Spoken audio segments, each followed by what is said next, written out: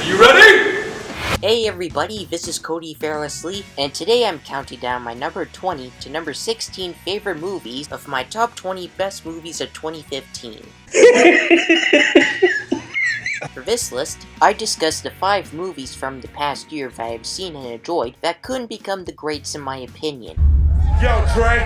What up? I got something to say. Also, be aware that because it's a big list, my top 20 plus honorable mention countdown is divided into 6 videos, with the honorable mentions made as its own video and the other 5 videos discussing 5 movies each in my number 20 to number 6 videos, as well as 2 movies from my 5th video and 3 movies from my 6th and last video in my top 20. So without further ado, let's get to the movies that were some of my least favorite of the year.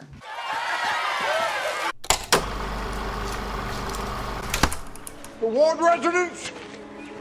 Who's asking? I understand there's a 7th son of the 7th son that lives here. Do not say there is not, for I know that there is. I'm in a hurry. Number 20. 7th Son. What the hell is that? A margot! Some perennial beast, nasty temperament. Blind as a bat. How do you fight a bugger? You don't! You run!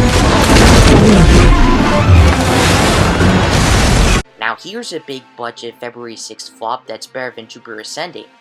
I have been waiting for this movie since the end of 2012, and the troubled production ran into a lot of shit in terms of studios and release dates. The devil is upon us. There will be slaughter. The signs of evil are everywhere. And now we have this beast, unlike anything we've seen before. No priest dares go near it. I thought perhaps you might better protect us. And if you guys think I'm crazy for enjoying this movie, let me remind you all that there are fantasies worse than this, like all the live-action versions of popular anime crap. Bless your better. But believe me or not, 7th Son is a medieval fantasy joyride with an amazing cast including legendary actors Jeff Bridges and Julianne Moore, Prince Caspian himself Ben Barnes, the smoking hot mother-daughter duo of Anjay True and Alicia Vikander, and both Game of Thrones Kit Harington and Digimon Hansu from How to Train Your Dragon 2. My queen! The creatures in this film may be cheesy, and it does remind you of playing a Warcraft game, but watching this in IMAX 3D is so loud and fun that when that one ghost popped up in front of the screen, I literally jumped from my seat in the theater.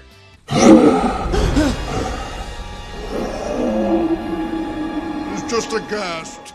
It's not the greatest fantasy flick in the world, and it's not as good as the first 2 Narnia movies, but it's obviously better than the shitty Disney list 3rd installment of that franchise, and it's a decent, dazzling ride. So to the open-minded fantasy buffs out there, get your ass out to the nearest video store and check it out.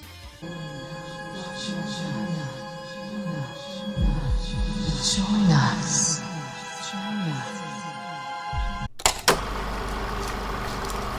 Twinkle, twinkle, little star, how I... What? That's not how that one goes. What's wrong with suffer, suffer, scream in pain, blood is spilling from your brain? Daddy. Come on, you know how I sang it to you. Zombies gnaw you like a plum, piercing cries and you succumb. Still works. Number 19. Hotel Transylvania 2. Are we sure he's a vampire? Most people would see this as better than the first film, but my opinion is opposite on this one. Yeah, that ain't happening. The main cast is all back for another round of fast-paced animated spookiness, except for CeeLo Green, who is replaced by Keegan-Michael Key. Okay, seriously. CeeLo Green is awesome, but I really don't find Mr. Key funny at all. A similar Sony Pictures Animation franchise situation occurred within the Cloudy with a Chance of Meatballs franchise, whereas Mr. T got replaced by Terry Crews for the 2nd installment, yet they actually managed to have the same voice for Officer Earl, and Terry made him funnier for part 2 of that franchise, and even better than the first. Unfortunately, the Hotel Transylvania movies didn't have similar results because you can actually tell the difference with Marie the Mummy's voice from both movies. All right, there's my vamp son. Oh, please, still has to make a dramatic entrance. However, making up for that nonsense is legendary actor Mel Brooks, who provides the voice of Dracula's father, and he is hilarious, even though he doesn't show up until the third act, which is also ridiculous.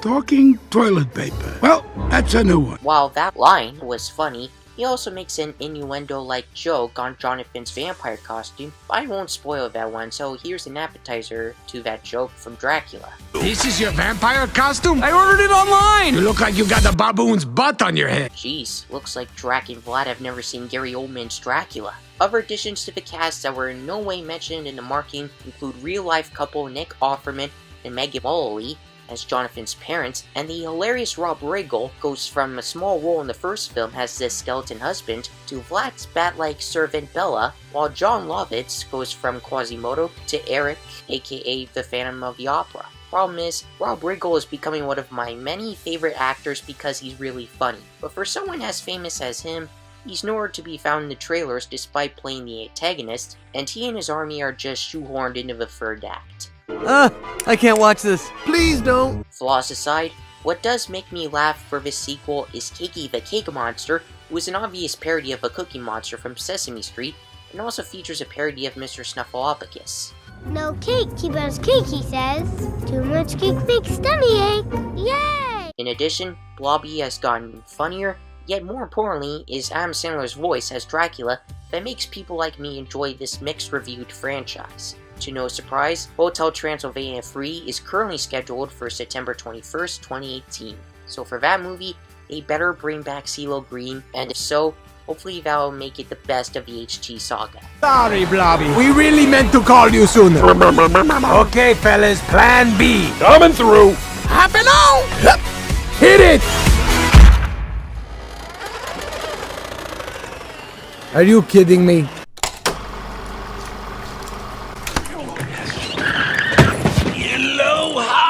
Good afternoon. Welcome to the Wynn Resort. Checking in. Absolutely. Mr. Blart. Number 18. Paul Blart Mall Cop 2. Sir. Yeah. Your daughter and the restaurant are that way. Yeah, you had that upside down when I scanned it. That's why. It's on you. I don't know why people hate this movie so much, but here's a fun fact for you. The movie originally came out with a 0% tomato meter rating on Rotten Tomatoes, but after the opening weekend numbers at the box office came in, the score goes up to 6%, and now it's my second worst reviewed movie that I enjoyed, just 1% ahead of Old Dogs. Now, the first Paul Blart movie was funny, and the sequel is not better nor worse, so it's kinda hard to tell which I liked more. The differences. Plus, instead of Paul Blart Mall Cop 2, considering that he doesn't fight in the mall in this movie, the title should have been Paul Blart Vegas Cop. What sequel puts a number after a subtitle? Security is a mission, not an intermission. Anyway, the beginning of the movie is incredibly emotional for having Jim Mays' character from the first movie divorce Paul just 6 days after marriage, and watching Paul's mother have a very short role and get hit by a milk truck, but I guess all that had to happen because Jama had scheduling conflicts with her role on that stupid show Glee. Overall, that situation was just ridiculous and sad. So much that my sister reminded me when seeing the sequel was that the character Amy was so nice in the first movie. Then this movie starts off with archival footage of her from her final scenes of the first movie, and the writers decided to write her fate in the follow-up as a jerk because she would rather do Glee. I hear you, Paul. I hear you. So leaving us other than Kevin James is Ryan E. Rodriguez as the only other cast member reprising a role as Maya, going through puberty and being constantly embarrassed and yelled at by her father. I certainly can, okay? I once fell asleep raking leaves. We'll figure it out later. I gotta get going. Oh, whoa. Okay. Thanks for telling me Victoria's Secret. Hi, it's not a bikini, so don't you dare compare this to Victoria's Secret. Dad, people are looking.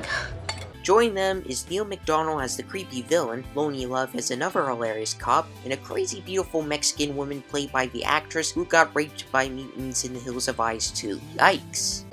I might have made a colossal mistake. Colossal. Point is, the movie is funny, the action is awesome, and it's overall fun for Paul Blart fans everywhere.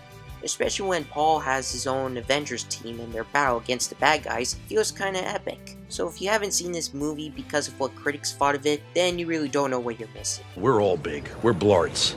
Wide hips, thick ankles, and a low center of gravity. That's how the good Lord made us.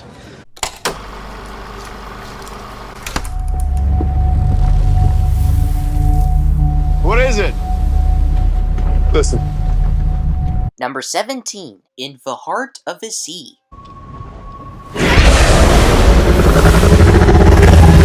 Hold on! The epic true story of the whale ship Essex tragedy in 1820 that inspired the legend of Moby Dick is supposed to be like Master and Commander, The Far Side of the World, but with giant whales. It was postponed 9 months to avoid competition with another movie that came out on the same weekend, which I'll discuss in a later video, and to get some Oscar buzz, though that's now unlikely because it unfortunately failed critically and financially. Despite that, In the Heart of the Sea is as good or maybe even better than Master and Commander, considering that this movie has creatures attacking the sailors, it has more women, and it shows that these guys do indeed have families.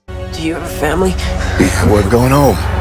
When watching both movies, all I could think of is how long these guys stay at sea and away from their loved ones. I mean, it's nuts! As I live and breathe, he's mine.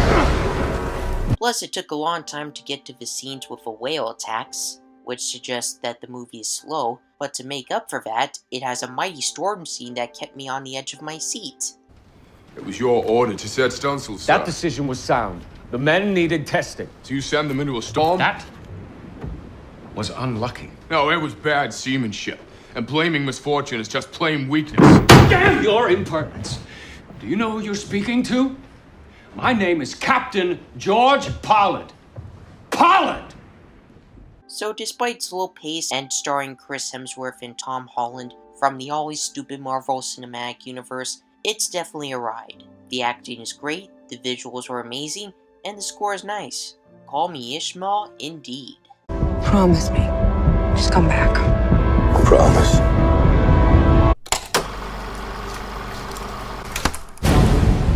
Igor, you and I shall be at the very heart of a scientific enterprise that will change the world. We shall create a life out of death. Number 16, Victor Frankenstein. It's alive. Do you realize how significant this is? Oh, I have an inkling. This creepy sci-fi horror flick is put together with great acting and chemistry, as well as bright visuals and set pieces. I cannot argue with that. Look, I get it has shitty reviews and is a mega financial failure. How bad is its box office performance? It opened in 12th place with $2.3 million for its 3-day opening weekend and $3.4 million for its 5-day opening weekend, making it even lower than Johnny English Reborn's 8th place opening weekend with $3.8 million in 2011, and it currently holds the record for the worst opening weekend for a movie opening in a saturated 2,500 plus theaters. Wow, that sucks. Sure, it had flaws, but did the movie really deserve to sink that low? While I did yawn a few times, it wasn't that bad. The real bummer has to be the great Charles Dance appearing in only one scene. That is weird considering that he was listed in the opening credits on the poster. Well, you're not afraid to challenge the natural order, Mr. Frankenstein. No. And it's Frankenstein.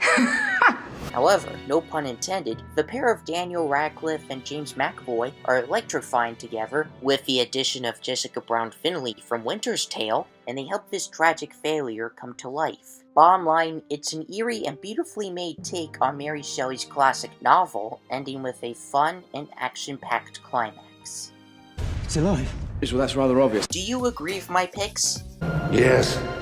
Which of these movies do you like? Blah, blah, blah. Hit the like button if you enjoyed yourselves, tell me your thoughts in the comments section, and hit the subscribe button if you are not yet subscribed. Thank you for watching, and I'll see you in part 3. Always bet on Blart.